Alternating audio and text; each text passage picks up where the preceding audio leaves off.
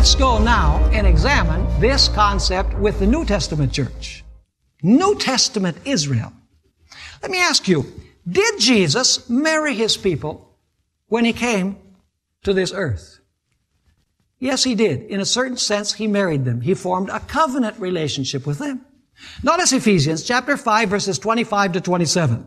Ephesians 5, 25 to 27. Husbands, love your wives, just as Christ also what?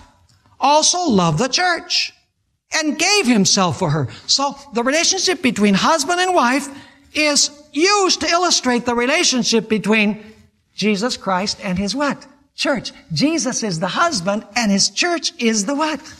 Is the bride. Notice 2 Corinthians 11 and verse 2. 2 Corinthians 11 verse 2. Here it's explicit. The Apostle Paul says, speaking about the Corinthian church, "For I am jealous for you with godly jealousy.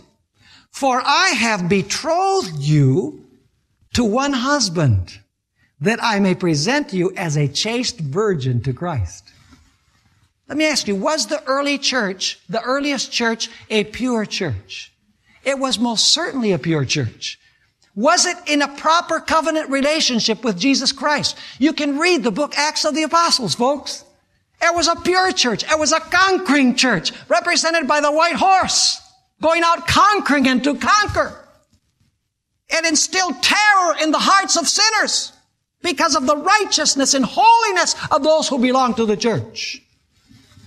But then something happened. Apostasy came into the church.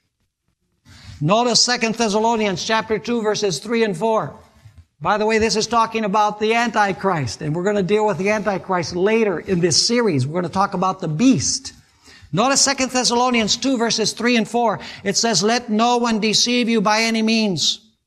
For that day," that means the day of the coming of Jesus, "that day will not come unless the falling away comes first." The expression falling away is one Greek word, and the word is apostasia, where we get our English word apostasy.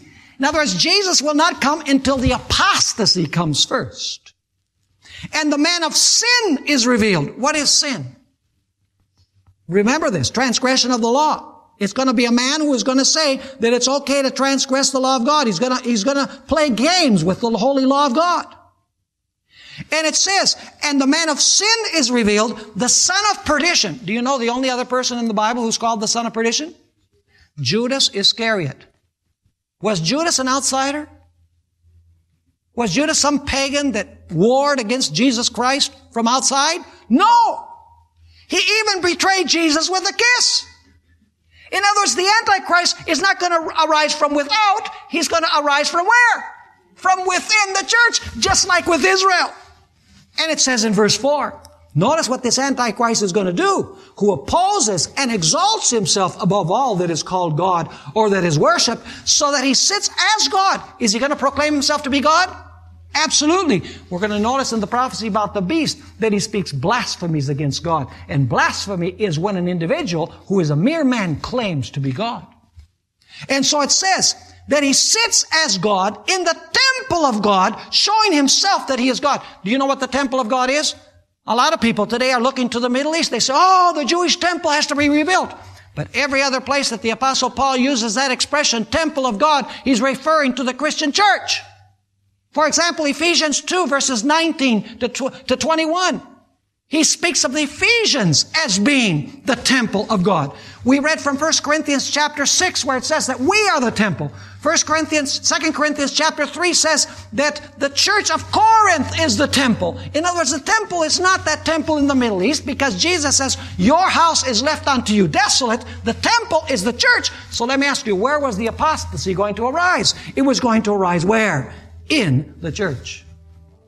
And the book of Revelation describes this end-time apostasy of the Christian church.